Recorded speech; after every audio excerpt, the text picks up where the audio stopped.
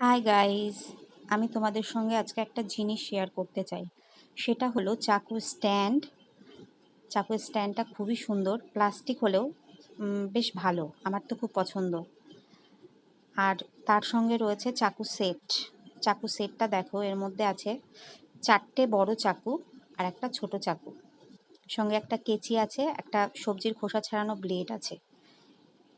চাকুগুলো দিয়ে সবজির খোসা ছাড়ানো প্লাস তোমার মাছ কাটিং, মাংস কাটিং, এটা তো একদম পারফেক্ট একটা চাকু। মাংস ঠাংস কাটতে গেলে খুবই সুন্দরভাবে কাটা যাবে, আমার তো খুব পছন্দ।